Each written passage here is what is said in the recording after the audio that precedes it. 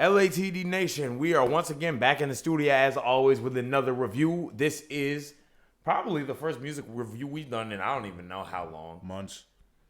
I would say probably even longer than that. Because when you say months, it's like 3 or 4 months. This is probably more along the lines of since, I don't know, like June or July of last year, something like that. I think the last time we reviewed an album was probably like Tyler's. Yeah. Don't Tap the Glass around that time. Yeah, that was definitely what it was. Yes, sir. But regardless, we're back. Very, very, very special review. First of the year. We will be taking a look at, or really the details of, The Fall Off by J. Cole. Yes, sir. As we're recording, it is Wednesday, so it's been about a little like half a week or so since the album dropped. So we've had enough time to really listen to it over and over again, digest it, and kind of, get our thoughts in order as to what we think of the project. Now, I'm going to go ahead and let you, kind of kick this off because I have a lot to say. So I'll let you kind of get your overall introductory thoughts. All right. Well, and that's the case. To be honest, y'all, I've been a very, very big J. Cole fan ever since I've been a kid. Ever since Sideline Story, of course, and For Your Eyes Only, yes, and sir. especially the classic 2014 Forest Hills Drive, man. Yes, I remember always hearing that on the way to school, every day. Shout out my Uncle Nod. Yes, sir. Forest Hills Drive definitely is a classic. I remember when that's how you know an album is like a classic, because it's like you remember when the album came out and kind of takes you back to a moment in time. Like you remember the impact that it had, and I definitely remember what Forest Hills Drive was doing in terms of like just our upbringing. Right. Nah, and it's like, especially with no role models. Apparently, they never played GOMD on the radio that much, but I remember watching like a Afro Samurai AMV to that anime music video for y'all who don't know. Yes, sir. And that song immediately got me hooked too, bro, because that song was too tough, especially with the visuals behind it. All I know, the same thing with Wet Dreams. Love Yours is one of my favorite songs ever. As far as another J. Cole song, Born Sinner was another classic album that I enjoyed. Like The Illuminati is one of my favorites by him. Yeah, I agree. And She Knows is another good one too. For sure. Especially the video. Yeah. Like J. Cole has always been a big staple in my life, like Kendrick Lamar has. He's easily like my second favorite rapper of all time. Probably one of my top 10 artists of all time. No, top 10 is no debate. Top 5 is a little bit debatable, but yeah, man. What can I say about this album though? It's been hyped for a very, very long time. He's been teasing this album since 2018. Right. I was 19 back then, so I've been waiting almost 10 years to hear The Fall Off. Shit. And he had a really tall order because, as I said previously, he said The Fall Off is like Hov dropping Reasonable Doubt last. I'm like, and he wasn't right here. Yeah, and he wasn't lying. Yeah, because this feels just like Reasonable Doubt. Because when I first listened to Reasonable Doubt, it was very much like grounded. It's easily Hov's most grounded album, and this is no different here. Like where you got like For Your Eyes Only being more introspective. Same thing with Born Sinner. I agree. But it still had a little bit more flair to the rest of his albums, but had a little bit more flair to them. Mm-hmm. This is J. Cole uncut. This is his version of Mr. Morale and the Big Steppers. That's the main takeaway I had for it, which it makes sense because this is his double album, but I really do see a lot of the parallels when it comes to both albums because I feel like both of them are about growth and maturity and kind of like working through past trauma and the things that they've experienced both before and after they got famous. Yeah. It's just how they've kind of digested fame and how fame has maybe not just changed them but changed everybody around them. Oh yeah, definitely. And honestly, I didn't think this album was that good. All right, Pitchfork. Yeah, it was probably a 5.3 out of 10 for me. Yeah, okay. If I was drunk. So, honestly for me, I thought this album was great. This is easily Cole at honestly one of his best lyrically, emotionally. Like I love the storytelling aspect of it, and that's, like I said, that's my favorite part about it. That's why when you have songs like Safety and I fell in love. I love her again. Yeah. Moray was on this album too. That's another. That's another thing. Moray is super underrated, but that's neither here nor there. Man Up Above. I love her again. Safety. Like when he goes really deep into his bag as far as his backstory and people are like telling him how life has been, his storytelling aspects, especially when he speaks from the perspective of a lot of his like peers that he grew up with, especially on safety. Those are some of my favorite aspects of that album. For sure. I also wanted to piggyback off of your point. Lonely at the top. One thing I like is, like you said, the storytelling aspect.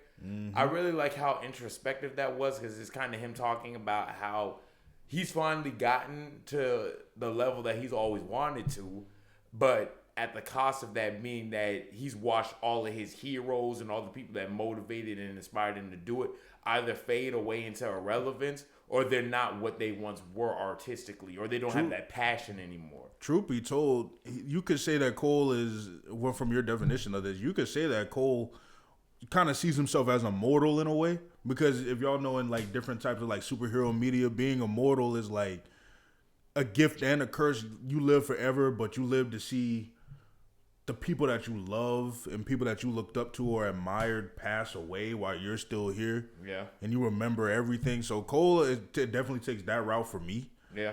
In that song as well. Like, this song, I wouldn't even say this album is necessarily sad or depressing or heartbreaking. This song is very... It feels bittersweet in a lot of ways. Yeah, thank you. Yeah, it definitely does. Like this album for me was very just, it felt like a peaceful reconciliation with who Cole is. Okay, I like that. But you go ahead, man. That's exactly what I was going to say. This album at points does feel sad, but it also feels inspirational at the same time. And I agree in the sense that you said it's kind of like him coming to terms with the whole of who he is. Right. It's kind of him coming to terms with everything that he's done, good and bad, everything that he's got right in his career, everything he's gotten wrong in his career, and really just kind of coming to a place of peace by the end of this 39, because it's like he even had sort of a press, I guess, sort of like statement, like a public statement where he said this 29 was when he first came back home after a decade or so and having moved away to chase his dream. And him kind of still being sort of in that mindset of like when he was younger growing up. And 39 is kind of like him a decade later, another trip back home, and he feels closer to peace. And I definitely feel that is evident in this 39 with songs like Only You and just songs where he's more reflective of him getting older, like in terms of stuff like The Fall Off is Inevitable, him kind of wrestling with his own mortality and how he wants to leave the game and what it's meant to him and how eventually he's going to have to hang it up.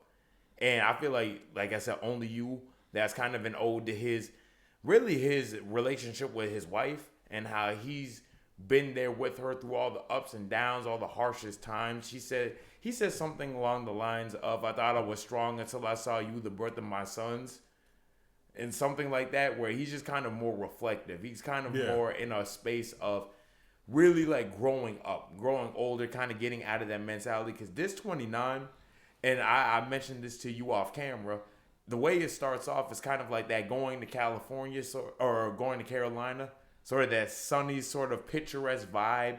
Where, and to me, I feel like it's like him sort of looking at, it's kind of him making his way back down to Fayetteville with this very bright, optimistic viewpoint, almost this nostalgic sort of feel to it. But then, to me, the gunshots is when he gets back and he realizes, oh yeah, no, everything's still the same. Yeah, he kind of is hit with the reality that everything has changed but stayed the same. Right. He's become this worldwide famous rapper, one of the biggest rappers in the world, one of the biggest artists in the world. And everything has gone well for him in the sense that he's lived his dream and done what he wanted to do. But so many of the people that he left behind and just the overall environment of the city hasn't changed. It stayed the same. So it's almost like this fish out of body experience that he has. Fish out of water. Fish out of water. Yeah, there you go. Yeah, no. No, it's all good. Almost a fish out of water experience from the beginning to end of 29, where he's kind of like looking around and he's trying to do things that he did before to kind of bring him closer to that feeling of like how he grew up and what inspired him to do it in the first place. You know, like even on Run a Train, where he said he's riding around the city trying to like pick up the pieces of like where his life was before he moved away and kind of became disconnected from everything. Mm-hmm. And then also Safety, one of the best songs on the album, one of my favorites, where he's speaking from the perspective of one of his old friends, and they're bringing him up to date on the current affairs of people they knew and how much the Ville has changed, but how much it stayed the same. And I really think that he did a good job of balancing those two ideas on both albums, on both like discs, in my opinion. Yeah, no, I agree. I definitely agree. Like, this album definitely is the perfect definition of that saying, the more things change, the more they stay the same. I agree. And with Cole, I this might be a little bit of a hot take, but personally, I kind of identified a little bit more with this album than I did with Mr. Morale and the Big Steppers. Okay. Personally. And it's not, and I don't think Mr. Morale and the Big Steppers is a bad album by any means, but this one kind of hit a little bit more home for me. And going back to what you were saying about this being like a journey in a way, Yeah. And how it's kind of bittersweet. This kind of feels like how our 20s is like kind of right now. Yeah, exactly. Because it's like, because as much as we've been through, and like, and if y'all are in y'all 20s, y'all understand this too. As much as we go through in life and everything, as bitter as we can have the highest of highs, but also the lowest of lows. Exactly. But we still keep on pushing and keep on chugging. We, at the end of the day, life can be bittersweet, but like this album, it's like we look back at all the things that we went through and we're grateful for it. This is that album almost to, honestly, not almost, but this album. This is this album to a T. Embodiment of that. Yeah, exactly. Thank you, bro. I agree. And it's like, because it definitely has, because with the two discs, it definitely has that feeling because he's 29. Okay, cool. What was 29 like? 29, the disc 1. And then what's 39 like? Oh, 39, disc 2. Exactly. And it's like, we definitely go on that journey with him. This album is definitely a big journey through Cole and his life. And I think you mentioned this before with Kendrick and Cole, the comparison between Kendrick and Cole. Kendrick is more of a complex artist, but J. Cole is definitely more of like that, is more relatable. He's more straightforward, which I don't ever think. I've seen some people criticize that about Cole, but to me, I don't mind that because I just like that Cole feels more personable. He feels right. Kendrick feels almost like so larger than life, almost so like out of this world, that as much as I love, and of course I'm a bigger Kendrick fan, as much as I love Kendrick's music, it's harder for me to relate to Kendrick just because of just how complex he is. Like, Kendrick is like almost like an enigma. Right. Cole feels more tangible as a human and as an artist because it's like he just feels like somebody that you could just grow up knowing. Truth be told, I compare Cole and Kendrick to like Naruto and Sasuke. Okay. Like Sasuke being more of this. The reason why I say that is because Kendrick is, a lot of people like J. Cole a little bit more because he's more personal.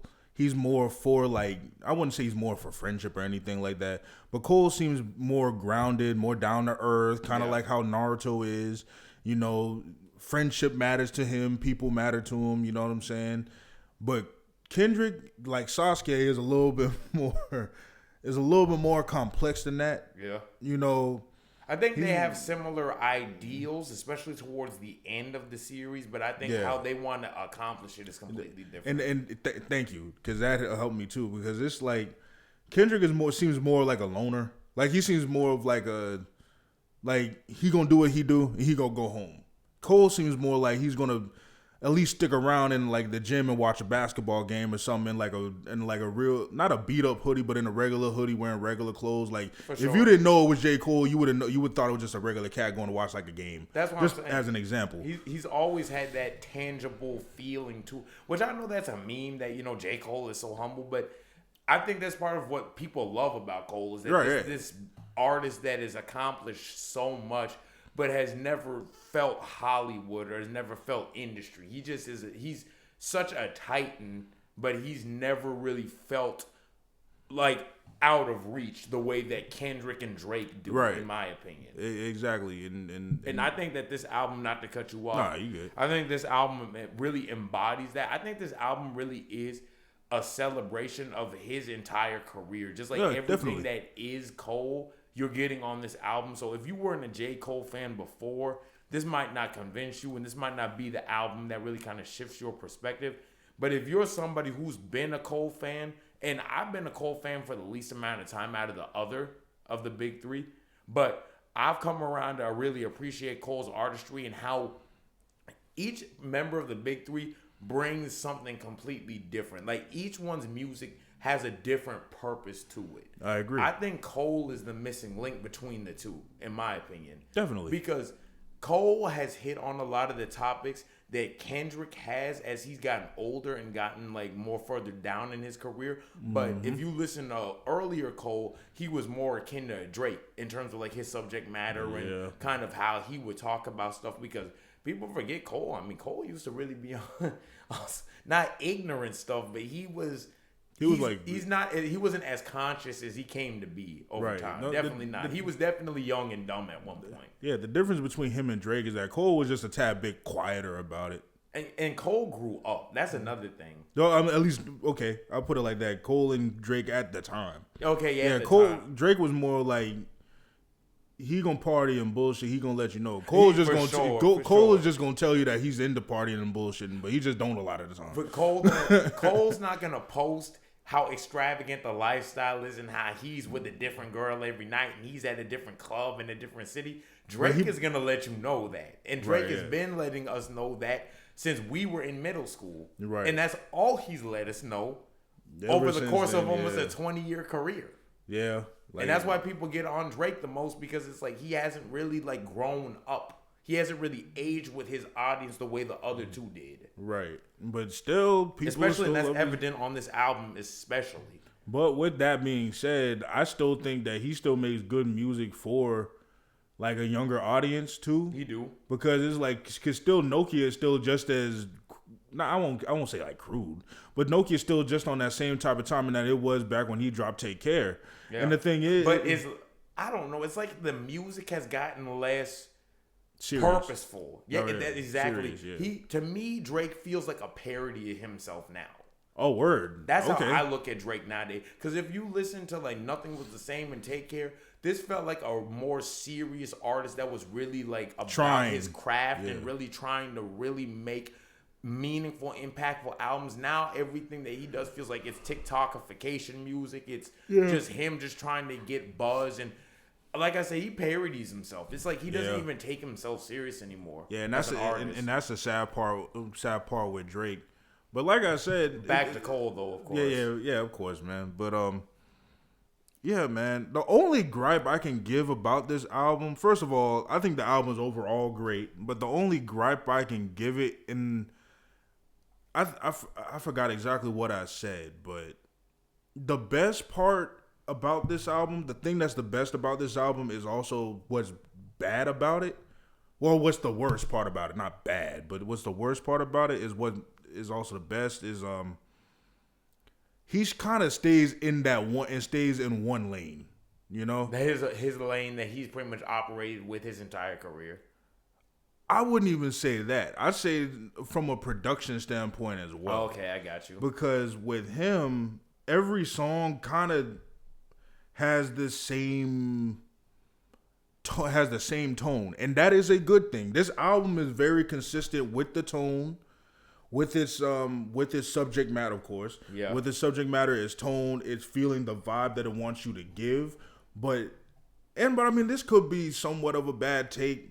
And I'm not expecting it to be like a whole party, like have like party out songs in it. Because one thing I do hate that some artists do with their albums is that it'll have one good consistent tone that's like very introspective, very deep, and very layered.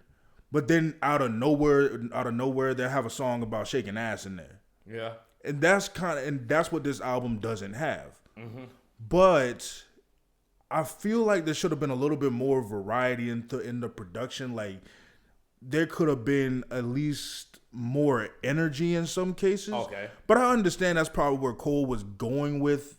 Cole was going with just the more down to earth, the more mature vibe with it. Meditative, yeah, exactly. But I feel like I understand that's probably what his intention was, and I'm not knocking him for that. But just for me, I just feel like I wish it had a little bit more variety in the production. Okay. It's kind of like Octane by Don Toliver for me.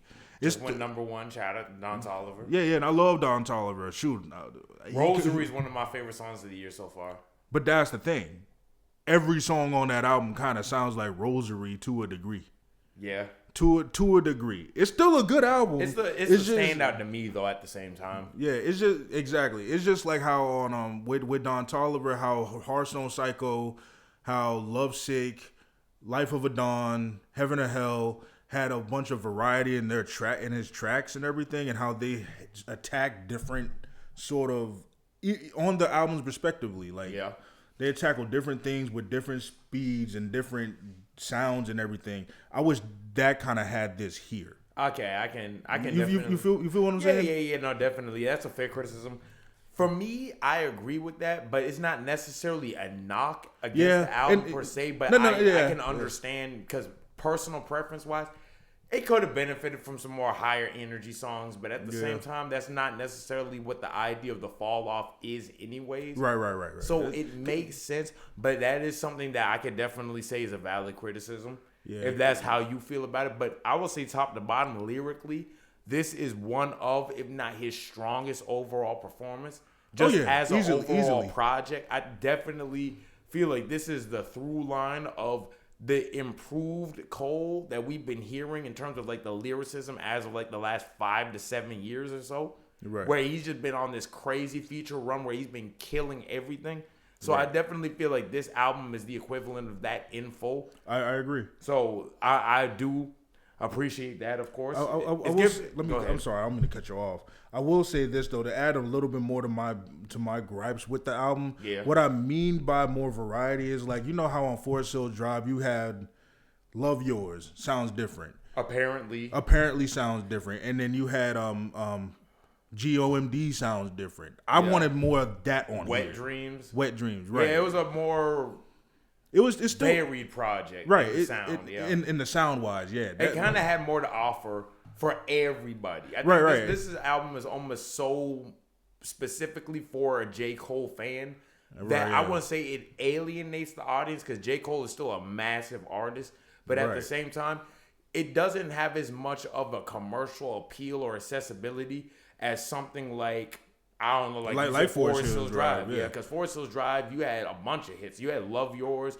GOMD, like you said. You had Wet Dreams. You had, I would even see Tale of Two Cities to a degree. Tale of Two Cities, right. And like I said, I'm not expecting this to have like I'm not expecting to hear Safety at one point and then hear like Look at Me Now on another Look at Me Now-esque song on another thing. Like I understand the consistency, but just like how the tone was still consistent with Forest Hills Drive, the subject matter was still consistent. Like I said, I would just rather have a little bit more sound variety. That's all. Yeah, I can agree with that. Continue, bro. I'm sorry. No, you good. For me, overall, though, I think some people have complained about this to a degree, but I mean, this has kind of always been the issue with double disc, double albums. The length, I mean, it is an hour and 40 minutes. It's almost a 2-hour album. Yeah. But I feel like that's justified for the ambition of this project and what he's trying to accomplish. Because he's trying to wrap up pretty much his entire career potentially with this project. So I expected there to be a lot of material just off of that. And I do think that what he has here, there's enough here with each song to where it feels like it justifies being here. Right. There's no song on this album that I feels like straight up filler in the sense that, oh, this absolutely has no reason to be here. Every song on the project feels like it's has some kind of intention, like it's there for a reason. Right. Now, I think that some people may not agree with that, but that's just based on maybe you don't prefer to have 2 or 3 love songs on the album. I can understand that to a degree. But overall, I do feel like what I got plenty. I got plenty of standouts. just based off of that runtime, including but not limited to Safety. Run a Train is one of my probably top 3 on my list. 2-6 for sure, strong start. Bunce Roll Blues. I think Tim's might have the best performance as far as guest verses. Guest Erykah Badu is there too though. Erykah Badu. It's between Tim's and Erykah Badu for me. For sure. The Villas. I love that Outkast flip. Oh yeah, definitely like that. Oh yeah. Who the fuck is you? For sure.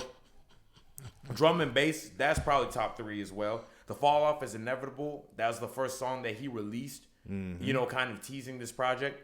Amazing still in the context of this album. I agree. Only You. I agree. Love that. It's an ode, a slower, more sort of melodic cut. Kind of an ode to his wife and what they've been through, and reflects his growth and his maturity from 29 to 39, because now he's a father and his perspective on life has kind of changed.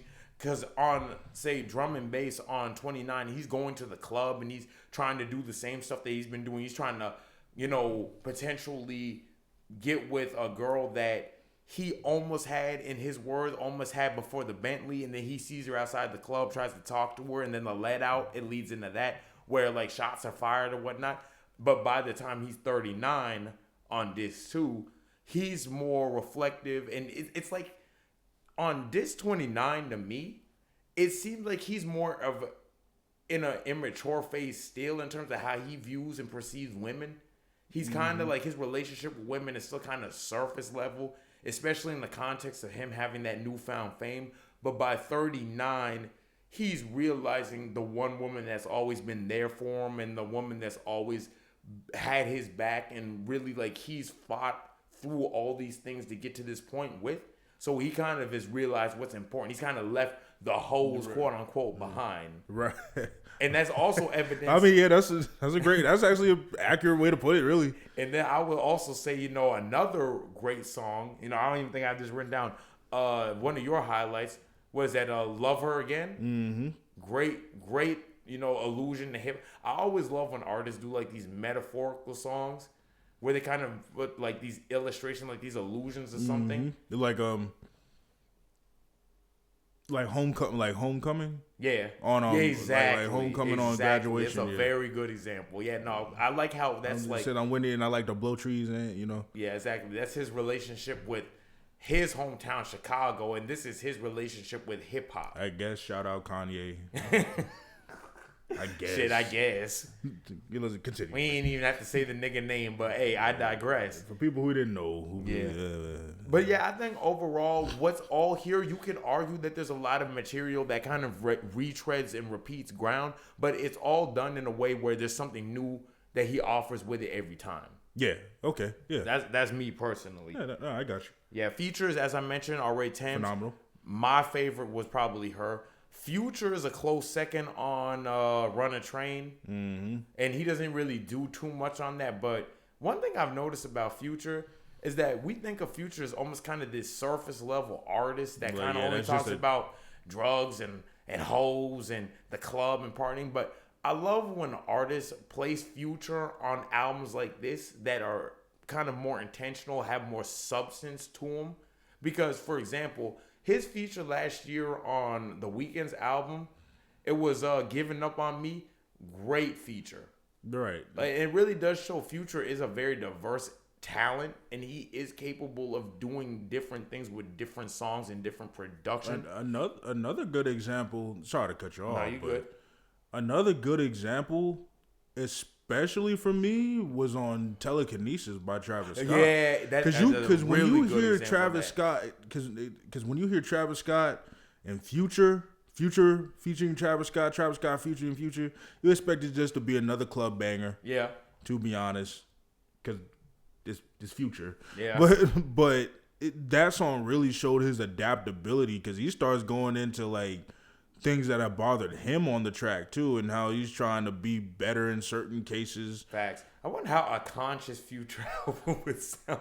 Yeah, I don't see, and that's another thing. He's capable of doing it, but I don't know if that's a switch that would make sense in full. I just don't know how it would sound. Yeah, that's all. Facts is we're Like, so used to Future being what he's always been.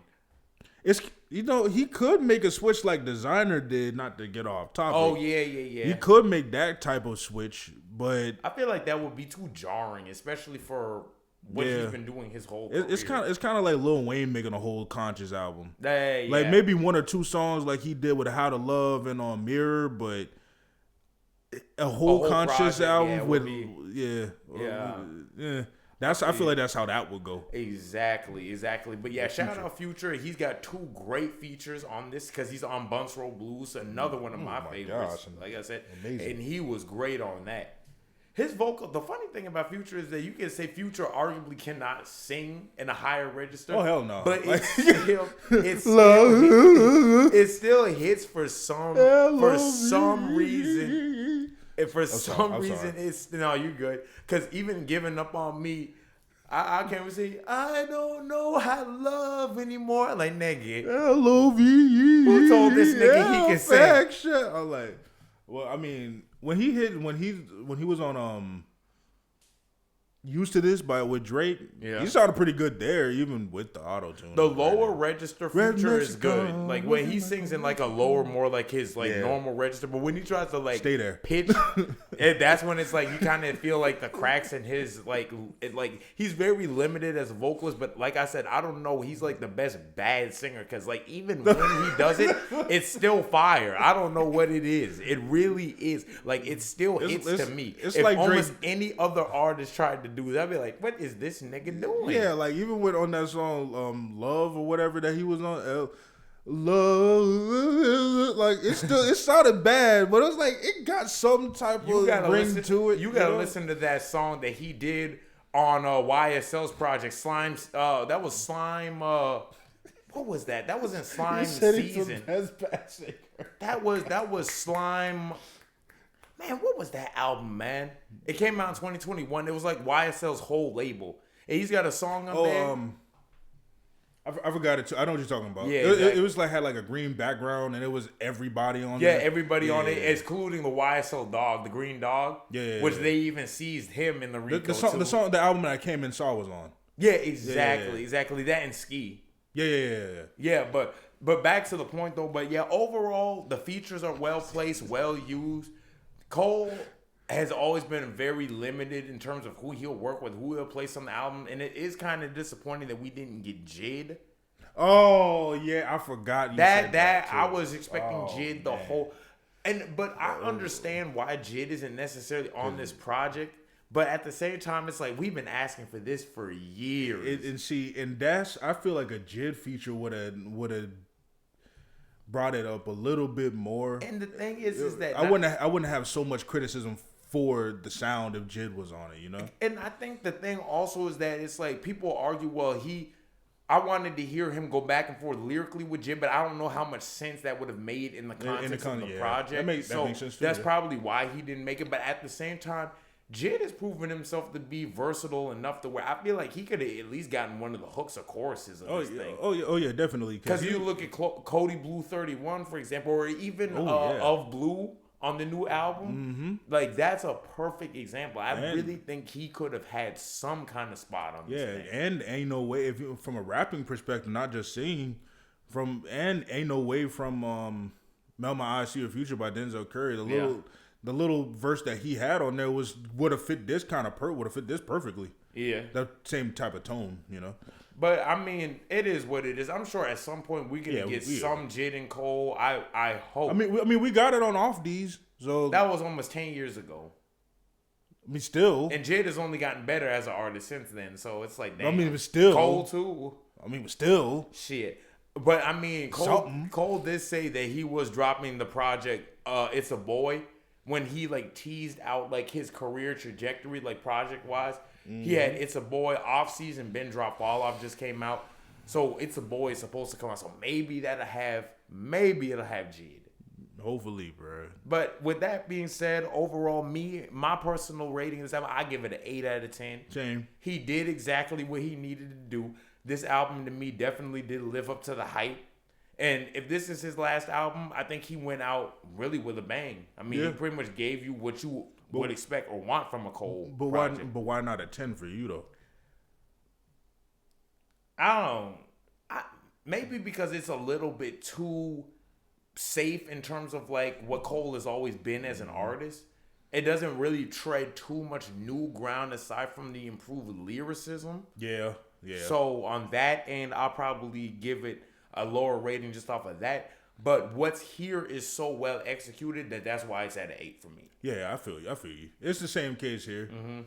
With me and as far as the like I said, the sound having more variety with the sound, but no, it's still a phenomenal album. One of the best albums so far this year.